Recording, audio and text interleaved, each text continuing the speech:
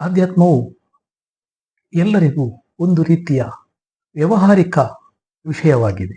ನಿಮ್ಮ ಒಳಗೆ ನೀವು ಇಳಿಯುವಂಥ ವಿಜ್ಞಾನ.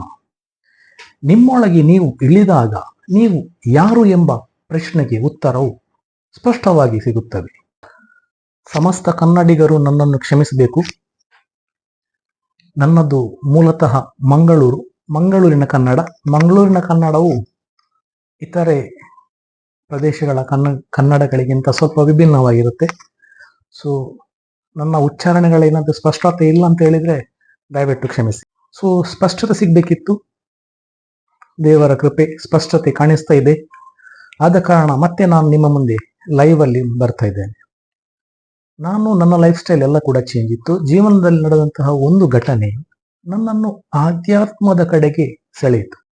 ನೋಡಿ, ಇವಾಗ ನಾವು ಏನೆಲ್ಲ ನೋಡ್ತಾ ಇದ್ದೇವೆ ಈ ಸಮಾಜದಲ್ಲಿ ದೇವರ ಬಗ್ಗೆ, ಇದು ಯಾವುದು ಕೂಡ 10,000 ವರ್ಷಗಳ ಮುಂಚೆ ಇರಲೇ ಇಲ್ಲ. ಈ ಬ್ರೈನ್ ಅಂತ ಹೇಳುವ ಒಂದು ಸಬ್ಜೆಕ್ಟ್ ಅದೊಂಥರ ಆಂಟನದಾಗಿ ಕೆಲಸ ಮಾಡ್ತದೆ.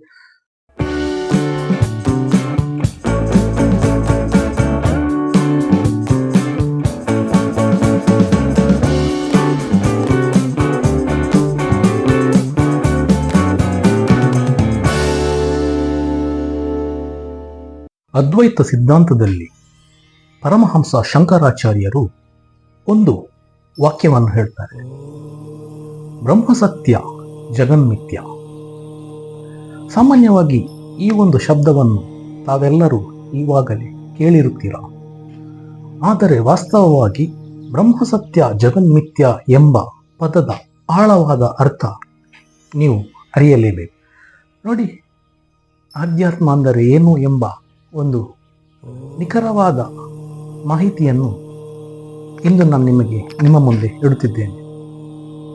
ಸಿಂಪಲ್ ಆಗಿ, ಆಧ್ಯಾತ್ಮ ಎಂದರೆ ಯಾವುದೇ ರೀತಿಯ ವಿಶೇಷವಾದ ಕಟ್ಟುಪಾಡು ಅಲ್ಲ. ಅರ್ಥ ಮಾಡಿಕೊಳ್ಳಿ. ಆಧ್ಯಾತ್ಮ ಅಂದರೆ ಒಂದು ವಿಜ್ಞಾನ. ಯಾವ ವಿಜ್ಞಾನ? ನಿಮ್ಮನ್ನು ನೀವು ಅರಿಯುವಂತಹ ವಿಜ್ಞಾನ. ಅದನ್ನು ಬಿಟ್ಟು ನಾವು ಆಧ್ಯಾತ್ಮ ಎಂಬ ಹೆಸರಿನಲ್ಲಿ ನಾನಾ ರೀತಿಯ ಗೊಂದಲಗಳಿಗೆ ಸಿಲುಕಿದ್ದೇವೆ.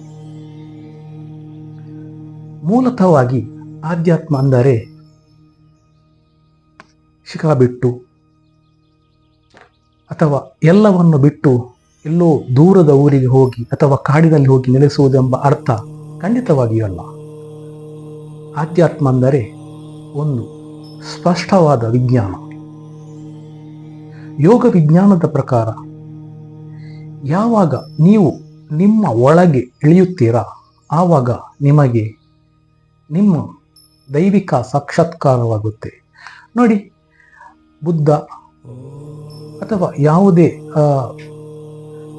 ಮಹಾನ್ ವ್ಯಕ್ತಿಗಳು ಅವರಿಗೆ ಜ್ಞಾನೋದಯವಾಗಿದೆ ಎಂಬ ಅರ್ಥಕ್ಕೆ ನಾವು ಏನೋ ಒಂದು ಕಾರಣವನ್ನು ಕೊಟ್ಟಿದ್ದೇವೆ.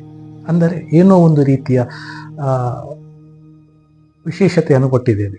ವಾಸ್ತವವಾಗಿ ಜ್ಞಾನೋದಯ ಅಂದರೆ ಅವರಿಗೆ ತಾನು ಯಾರು, ನಾನು ಯಾಕೆ ಬಂದಿದ್ದೇನೆ, ಏನು ಈ ಜಗತ್ತು, ಈ ರಹಸ್ಯವಾದರೂ ಏನು, ಇದೆಲ್ಲವನ್ನು ಅವರು ತನ್ನ ಒಳಗಿನ ಶಬ್ದಗಳಿಂದಲೇ ಅರಿತುಕೊಂಡಂಥ ವಿಷಯವಾಗಿದೆ. ಯಾವುದೇ ರೀತಿಯ ಪುಸ್ತಕವಾಗಲಿ ಅಥವಾ ಯಾವುದೇ ರೀತಿಯ ಮಾಧ್ಯಮಗಳಲ್ಲಿ ಅವರು ಆ ವಿಷಯವನ್ನು ಕಂಡುಕೊಂಡದಲ್ಲ. ಬದಲಾಗಿ ತನ್ನ ಒಳಗೆ ತಾನು ಇಳಿದು ಆಧ್ಯಾತ್ಮ ಅಂದರೆ ಏನು, ಈ ಜಗತ್ತು ಅಂದರೆ ಏನು, ಏನು ಈ ಜೀವನ, ನಾನು ಅಂದರೆ ಯಾರು, ಈ ರೀತಿಯ ನಾನಾ ರೀತಿಯ ಪ್ರಶ್ನೆಗಳಿಗೆ ಸ್ಪಷ್ಟವಾದ ಉತ್ತರವನ್ನು ಕಂಡುಹಿಡಿದಿದ್ದಾರೆ. ಇದನ್ನು ಆಧ್ಯಾತ್ಮ ಎಂದು ನಾವು ಸ್ಪಷ್ಟವಾಗಿ ಹೇಳಬಹುದು. ಸ್ನೇಹಿತರೆ, ಪ್ರಸ್ಥಾನತ್ರಯಿ ಅಂದರೆ ನಾವು ಈವರೆಗೆ ತಿಳಿದುಕೊಂಡು ಬಂದಂತಹ ನಾನಾ ರೀತಿಯ ಗ್ರಂಥಗಳು, ಅಂದರೆ ನಾವು ವೇದ, ಉಪನಿಷತ್, ಬ್ರಹ್ಮಸೂತ್ರ, ಸ್ಮೃತಿ ಅಥವಾ ಪುರಾಣಗಳು, ಆಗಮಗಳು, ಈ ರೀತಿ ಹಲವಾರು ಲೆಕ್ಕಕ್ಕೆ ಸಿಗದಷ್ಟು ಪುಸ್ತಕಗಳು, ಪವಿತ್ರ ಗ್ರಂಥಗಳು ನಮ್ಮ ಮುಂದೆ ಇವೆ. ಆದರೆ ಅದರಲ್ಲಿ ಅಥೆಂಟಿಕ್ ಆಗಿ 3 ಈ 3 ಗ್ರಂಥಗಳನ್ನು ಅಥೆಂಟಿಕ್ ಆಗಿ ಸೆಲೆಕ್ಟ್ ಮಾಡಿದ್ದಾರೆ.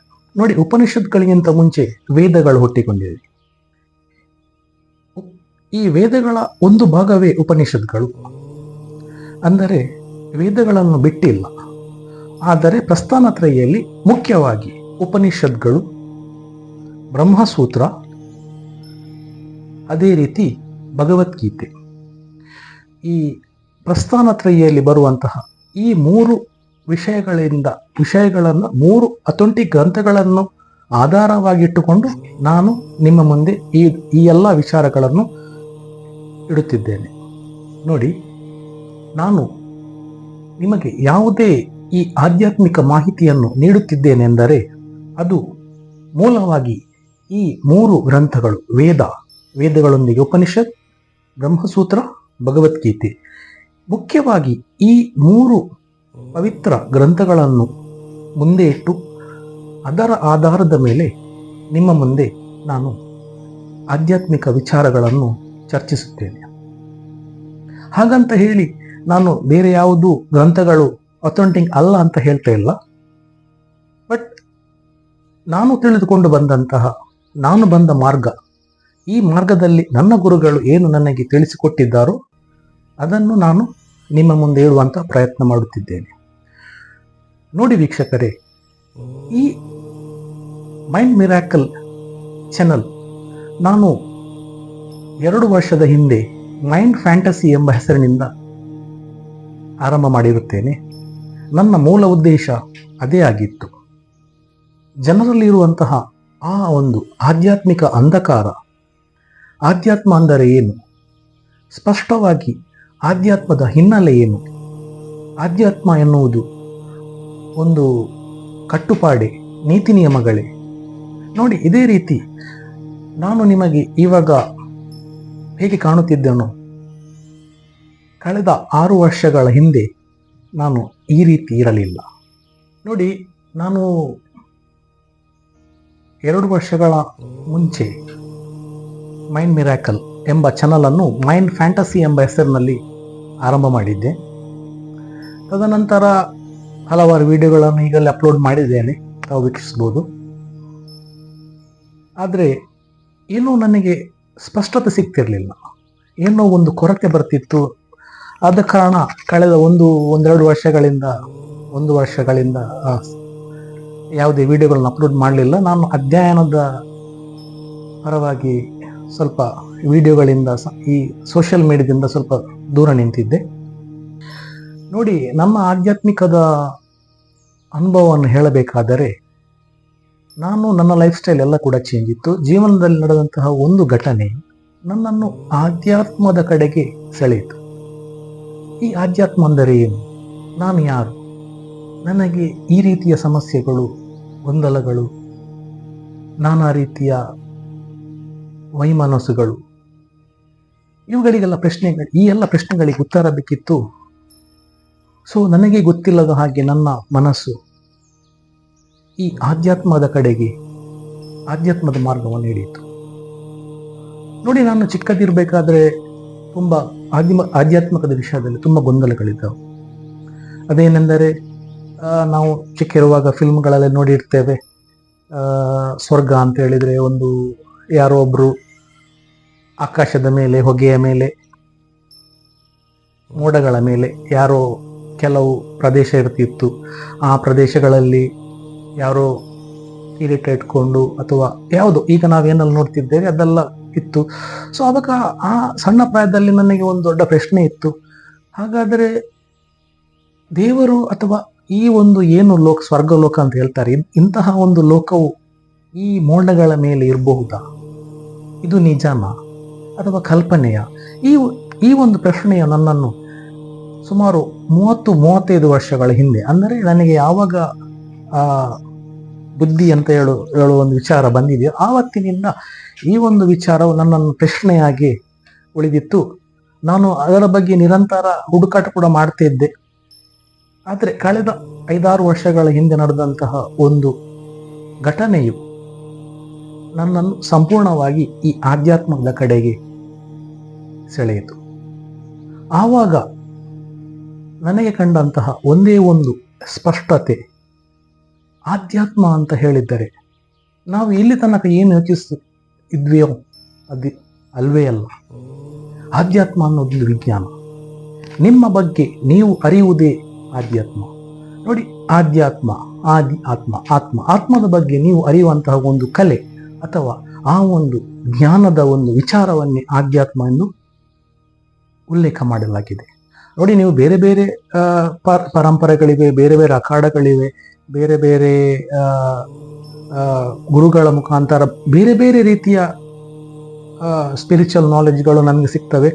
ಸೊ ಅದೆಲ್ಲವೂ ಬೇರೆ ಬೇರೆ ಆದರೂ ಕೂಡ ಮೂಲತಃ ಆ ಒಂದು ವಿಚಾರವು ಒಂದೇ. ನೋಡಿ, ಇದೊಂದು ದೊಡ್ಡ ವಿಷಯ. ಇದನ್ನು ಒಂದು ಸಣ್ಣ ವಿಡಿಯೋದಲ್ಲಿ ಹೇಳುವಂತಹ ವಿಚಾರವೇ ಅಲ್ಲ. ಸೊ ಈ ಎಲ್ಲ ವಿಚಾರಗಳನ್ನು ಮುಂದೆ ಬರುವ ವಿಡಿಯೋಗಳಲ್ಲಿ ನಿಮಗೆ ಸ್ಪಷ್ಟವಾಗಿ, ಸರಳವಾಗಿ ನೀವು ಅರ್ಥ ಮಾಡಿಕೊಳ್ಳುವಂಥ ರೀತಿಯಲ್ಲಿ ವಿವರಿಸುವ ಪ್ರಯತ್ನವನ್ನು ಖಂಡಿತ ಮಾಡುತ್ತೇನೆ. ಅದೇ ರೀತಿ ಇದು ನನ್ನ ಅನುಭವವಾದರೆ ಈ ಆಧ್ಯಾತ್ಮದ ಬಗ್ಗೆ ಅಥವಾ ಈ ಒಂದು ವಿಜ್ಞಾನದ ಬಗ್ಗೆ ಅರಿಯಬೇಕಾದರೆ ಅಥವಾ ಈ ಒಂದು ಗೊಂದಲಗಳಿಂದ ಸಂಪೂರ್ಣವಾಗಿ ಹೊರಬರಬೇಕಾದರೆ ನಾವು ಇಲ್ಲಿಂದ, ಈ ಕ್ಷಣದಿಂದ ಸುಮಾರು 10,000 ವರ್ಷಗಳ ಹಿಂದೆ ಹೋಗಬೇಕಾಗುತ್ತೆ. ಅಂದರೆ ವೇದಗಳ ಕಾಲಕ್ಕಿಂತಲೂ ಮುಂಚಿನ ಕಾಲ. ನೋಡಿ, ಇವಾಗ ನಾವು ಏನೆಲ್ಲ ನೋಡ್ತಾ ಇದ್ದೇವೆ ಸಮಾಜದಲ್ಲಿ ದೇವರ ಬಗ್ಗೆ, ಇದು ಯಾವುದು ಕೂಡ 10,000 ವರ್ಷಗಳ ಮುಂಚೆ ಇರಲೇ ಇಲ್ಲ. ಇದು ನಾನು ಹೇಳ್ತಾ ಇಲ್ಲ, ಸ್ಪಷ್ಟವಾಗಿ ವೇದಗಳು, ಉಪನಿಷತ್ತುಗಳೇ ಸ್ಪಷ್ಟವಾಗಿ ನಿಮ್ಮ ಮುಂದೆ, ಎಲ್ಲರ ಮುಂದೆ ಇಟ್ಟಿದೆ. ಆದರೆ ನಾವು ಇಲ್ಲಿ ತನಕ ವೇದ, ಉಪನಿಷತ್ತಾಗಲಿ, ಬ್ರಹ್ಮಸೂತ್ರ ಇಂತಹ ಯಾವುದೇ ಒಂದು ನಮ್ಮ ಆಧ್ಯಾತ್ಮಿಕ ಗ್ರಂಥಗಳನ್ನು ಬಿಟ್ಟು ಅದರ ನಂತರ ಯಾವುದೆಲ್ಲ ಗ್ರಂಥಗಳಿದೆ ಅದನ್ನೆಲ್ಲ ಕೂಡ ನಾವು ಅಥವಾ ಗ್ರಂಥಗಳು ಅಥವಾ ಪವಿತ್ರ ಪುಸ್ತಕ ಅಂತ ಹೇಳ್ಬೋದು, ಇದನ್ನೆಲ್ಲ ನಾವು ಅಧ್ಯಯನ ಮಾಡಿದ್ದೇವೆ. ಸೊ ಆ ಅಧ್ಯಯನದ ಆಧಾರದ ಮೇಲೆ ನಾವು ಎಲ್ಲ ಈ ವಿಚಾರಗಳ ಬಗ್ಗೆ ಮಾತನಾಡ್ತಿದ್ದೇವೆ. ಬಹುದೇವತೆಗಳು, ಈ ಥರ ಈ ಒಂದು ವಿಚಾರಗಳಿಂದ ನಾವು ಅತಿಯಾದ ಗೊಂದಲಗಳಲ್ಲಿದ್ದೇವೆ. ಸೊ ಈ ಸ್ಪಷ್ಟವಾಗಿ ಇದರ ನಿಖರತೆ ಬೇಕು ಅಂತಾದರೆ ನಾವು ಇಲ್ಲಿಂದ ಸರಿಸುಮಾರು 10,000 ವರ್ಷಗಳ ಮುಂದೆ ಹೋಗಬೇಕಾದ್ರೆ, ಅಂದರೆ ವೇದಗಳ ಕಾಲ, ಅದಕ್ಕಿಂತಲೂ ಮುಂಚೆ ಏನಿತ್ತು, ಯಾವಾಗ ಈ ಒಂದು ಸನಾತನ ಧರ್ಮ ಅಂದರೆ ಏನು? ಈಗ ನಾವು ಪ್ರತಿಯೊಬ್ಬರು ಮಾತನಾಡಬೇಕಾದ್ರೆ ನಾನು ಸನಾತನಿ, ನಾನು ಹಿಂದೂ ಅಂತ ಹೇಳ್ತಾರೆ, ಬಹಳ ಸಂತೋಷ. ಆದರೆ ಸನಾತನ ಅಂದರೆ ಏನು, ಈ ಆಧ್ಯಾತ್ಮ ಅಂದರೆ ಏನು, ಇದು ನಾವು ಅರಿಯಬೇಕಾದ್ರೆ ನಾವು ಒಂದು 10,000 ವರ್ಷಗಳ ಹಿಂದಕ್ಕೆ ಹೋಗಬೇಕಾಗ್ತದೆ. ಸೊ ನಾನು ಇನ್ನು ಮುಂದೆ ಬರುವ ವಿಡಿಯೋಗಳಲ್ಲಿ ಎಲ್ಲವನ್ನು ಕೂಡ ನನ್ನಿಂದ ಎಷ್ಟಾಗ್ತದೆ ಅಷ್ಟು ನಿಮಗೆ ಸರಳವಾಗಿ ಒಂದೊಂದಾಗಿ ನಿಮ್ಮ ಮುಂದೆ ಇಡ್ತಾ ಬರ್ತೇನೆ. ಬಹುಶಃ ಇದರಿಂದ ನಿಮಗೆ ಈ ನಮ್ಮ ಸನಾತನ ಧರ್ಮ ಮತ್ತು ಆಧ್ಯಾತ್ಮದ ಬಗ್ಗೆ ಜ್ಞಾನ ಸಿಗಬಹುದು ಅಂತ ಹೇಳುವ ಒಂದು ಉದ್ದೇಶದಿಂದ ಮಾತ್ರ ನಾನು ಈ ಒಂದು ವಿಷಯಗಳ ನಿಮ್ಮ ಮುಂದೆ ಇರ್ತೇನೆ. ಬದಲಾಗಿ ಯಾವುದೇ ಜನರನ್ನು ಅಥವಾ ಯಾವುದೇ ಒಂದು ಧರ್ಮವನ್ನಾಗಲಿ, ಯಾವುದೇ ಒಂದು ಆಚಾರ ವಿಚಾರಗಳನ್ನಾಗಿ ಖಂಡನೆ ಮಾಡೋದು, ಅದರ ಬಗ್ಗೆ ಅಪಪ್ರಚಾರ ಮಾಡೋದು, ಉಲ್ಟ ಮಾತಾಡುವಂಥ ಕೆಲಸ ನಾನು ಮಾಡ್ತಾ ಇಲ್ಲ. ಇಲ್ಲಿ ಸ್ಪಷ್ಟವಾಗಿ ಹೇಳ್ತಾ ಇದ್ದೇನೆ, ಏನು ನಮ್ಮ ವೇದ ಉಪನಿಷತ್ತುಗಳಲ್ಲಿ ಕಂಡು ಬರುತ್ತಿದೆಯಾ ಅದರ ಬಗ್ಗೆ ನಾನು ಮಾತನಾಡ್ತೇನೆ. ನನಗೆ ಎಷ್ಟು ಅರಿವಿದೆ ಅಷ್ಟು ನಾನು ಮಾತನಾಡ್ತೇನೆ. ಅದರ ನಂತರ ಯಾವುದೇ ರೀತಿಯ ಧರ್ಮಗಳಿಗೆ ಅವಹೇಳನ ಮಾಡುವಂಥ ಕೆಲಸ ನಾವು ಮಾಡ್ತಿಲ್ಲ. ಎಲ್ಲವೂ ಕೂಡ ನಂಬಿಕೆಯ ಮೇಲೆ ನಿಂತಿದೆ. ನೋಡಿ, ಒಂದು ವಿಚಾರವಂತೂ ಸ್ಪಷ್ಟ, ಮಾಯಾಜಾಲದ ಬದುಕಿನಲ್ಲಿ ಅಥವಾ ಭ್ರಮೆಯಲ್ಲಿ ಇದ್ದೇವೆ ಅಂತ ಹೇಳಿದರೆ, ಅದೇ ರೀತಿ ನಾವೆಲ್ಲ ಒಂದು ನಂಬಿಕೆ ವ್ಯವಸ್ಥೆ ಮೇಲೆ ಇದ್ದೇವೆ, ಅಂದರೆ ಬಿಲೀಫ್ ಸಿಸ್ಟಮ್ ಅಂತ ಹೇಳ್ತಾರೆ. ನೋಡಿ, ಆಧ್ಯಾತ್ಮ ಬೇರೆ ಅಲ್ಲ, ವಿಜ್ಞಾನ ಬೇರೆ ಅಲ್ಲ. ಆಧ್ಯಾತ್ಮ ವಿಜ್ಞಾನ, ವಿಜ್ಞಾನವೇ ಆಧ್ಯಾತ್ಮ. ಇದನ್ನು ನಾವು ಅರಿಬೇಕಾದದ್ದು. ನೋಡಿ ನಾನು ವೆರಿ ಸಿಂಪಲ್ ಆಗಿ ಹೇಳ್ತೇನೆ. ಈ ಆಧ್ಯಾತ್ಮವನ್ನು ಸೈಂಟಿಫಿಕ್ ಆಗಿ ನಿಮಗೆ ನಾನು ಏನು ಅಂತ ಹೇಳಿ ಮುಂದಿಡುವ ಪ್ರಯತ್ನ ಮಾಡ್ತೇನೆ. ಈ ಒಂದು ಏನು ನಮ್ಮ ಪೂರ್ವಜರು ನಮಗೆ ಇದು ಆಚರಣೆಗಳು, ವಿಚಾರ, ಕ್ರಮ ಏನು ಹೇಳಿಕೊಟ್ಟಿದ್ದಾರೆ, ಅದರ ಹಿಂದೆ ಒಂದು ಸತ್ಯ ಇದೆ. ಆ ಸತ್ಯವನ್ನು ಅರಿಯುವ ಬದಲು ನಾವು ಬ್ಲೈಂಡ್ ಆಗಿ ಏನೋ ಒಂದು ಪೂಜೆ ಅಥವಾ ಏನೋ ಒಂದು ವಿಚಾರಗಳನ್ನು ಮಾಡ್ತೇವೆ, ಮತ್ತೆ ಗೊಂದಲಗಳಿಗೆ ಬೀಳ್ತೇವೆ. ನೋಡಿ, ನನ್ನ ಈ ಚಾನಲ್ ನೀವು ಚೆಕ್ ಮಾಡ್ಬೋದು. ಇದು ನಾನು ಕೆಲವು ವಿಡಿಯೋಗಳನ್ನು ಮಾಡಿರ್ತೇನೆ, ಅದರಲ್ಲಿ ಕೆಲವರು ಕಮೆಂಟ್ ಹಾಕಿ ಕೇಳ್ತಾ ಇರ್ತಾರೆ, ಸರ್ ನಮಗೆ ಈ ಥರ ನೀವು ಹೇಳಿದ ಪ್ರಕಾರ ಜಪ ಮಾಡ್ತೇವೆ, ಜಪ ಮಾಡಿದ್ರು ನಮಗೆ ನಾನಾ ರೀತಿಯ ತೊಂದರೆಗಳು ಬರ್ತವೆ, ಇದು ಯಾಕೆ ಗೊತ್ತಾಗ್ತಾ ಇಲ್ಲ. ನೋಡಿ, ಎಲ್ಲ ಸಮಸ್ಯೆಗಳಿಗೆ ಮೂಲ ಕಾರಣ ನಮ್ಮ ಮನಸ್ಸು ಮತ್ತು ಮನಸ್ಸಿನಲ್ಲಿ ಆಗುವಂಥ ಗೊಂದಲಗಳು. ನಾವು ಯಾವುದೇ ರೀತಿಯ ಗೊಂದಲಗಳನ್ನು ಸೃಷ್ಟಿ ಮಾಡಿಕೊಂಡು ಯಾವುದೇ ರೀತಿಯಲ್ಲಿ ಯಾವುದೇ ಕಾರ್ಯ ಮಾಡಿದ್ರು ಕೂಡ ಅದು ನಮಗೆ ಬ್ಯಾಕ್ ಫೈರ್ ಆಗಿ ಆಗುತ್ತೆ. ಅದೇ ರೀತಿ ಆಧ್ಯಾತ್ಮ ನೋಡಿ, ಸಿಂಪಲ್ ಆಗಿ ಹೇಳ್ಬೇಕಾದ್ರೆ, ಈಗ ಜಪ ಮಾಡೋದು ಅಂತ ಹೇಳಿದ್ರೆ ಈ ನಾವು ಹೇಳ್ತೇವೆ ಜಪದ ಹಿಂದೆ ನೀವು ಹೀಗೆ ಮಾಡಬೇಕು, ಆ ಥರ ಅನುಷ್ಠಾನ ಮಾಡಬೇಕು, ಅನುಷ್ಠಾನದೊಟ್ಟಿಗೆ ಈ ಥರ ಜಪಕ್ಕೆ ಬೇರೆ ಬೇರೆ ರೀತಿಯ ವಿಧಾನಗಳಿವೆ, ಮುಂದಕ್ಕೆ ನಾನು ಹೇಳ್ತೇನೆ. ನೋಡಿ, ಈ ಥರ ಎಲ್ಲ ಇರಬೇಕಾದ್ರೆ ನಾವು ಅದನ್ನು ಪಾಲನೆ ಮಾಡಿದ್ದು ಯಾವುದು ನಮಗೆ ಬೇಕಾದ ರೀತಿಯಲ್ಲಿ ಮಾಡಿಕೊಂಡು ಹೋಗಿ ನಂತರ ನಾವಾಗೇ ಹಾಕಿದ ಬಲೆಯಲ್ಲಿ ನಾವಾಗೇ ಬಿದ್ದು ಮತ್ತೆ ನರಳಾಡುವಂಥ ಒಂದು ಕಾರ್ಯಕ್ರಮ ಅಂದರೆ ವಿಚಾರ. ಸೊ ಇದೇ ರೀತಿ ನನ್ನ ವಿಡಿಯೋ ನೋಡುವಂತಹ ಪ್ರಿಯ ವೀಕ್ಷಕರು ಈ ರೀತಿ ನನ್ನ ಕ್ವೆಶನ್ ಕೇಳಿದ್ದಾರೆ. ಸೊ ನಾನು ಅವರಿಗೆ ಇನ್ನು ಮುಂದೆ ಬರೋ ವಿಡಿಯೋಗಳಲ್ಲಿ ಅದರ ಬಗ್ಗೆ ಎಲ್ಲ ಸ್ಪಷ್ಟವಾಗಿ ನಾನು ಹೇಳ್ತಾ ಬರ್ತೇನೆ. ನೋಡಿ, ನಾವು ಗೊಂದಲ ಪಡುವಂಥ ಯಾವುದೇ ವಿಚಾರಗಳು ಇಲ್ಲಿ ಇಲ್ಲ. ಸೊ ಈ ಪ್ರಕೃತಿ ಅಥವಾ ಈ ಬ್ರಹ್ಮಾಂಡಕ್ಕೂ ಈ ದೇಹಕ್ಕೂ ಯಾವುದೇ ರೀತಿಯ ವ್ಯತ್ಯಾಸವೇ ಇಲ್ಲ. ಮನಸ್ಸು ಮತ್ತು ದೇಹ ಎರಡು ಒಂದೇ. ಮನಸ್ಸು ಎಲ್ಲಿದೆ? ಮನಸ್ಸಿಲ್ಲಿದೆ, ಅಲ್ಲಿಲ್ಲ. ಮನಸ್ಸಲ್ಲಿಲ್ಲ. ಮನಸ್ಸು ದೇಹದ ಪ್ರತಿ ಕಡೆಯಲ್ಲೂ ಕೂಡ ಇದೆ. ಈ ಬ್ರೈನ್ ಅಂತ ಹೇಳುವ ಒಂದು ಸಬ್ಜೆಕ್ಟ್ ಅದೊಂಥರ ಆಂಟನದಾಗಿ ಕೆಲಸ ಮಾಡ್ತದೆ.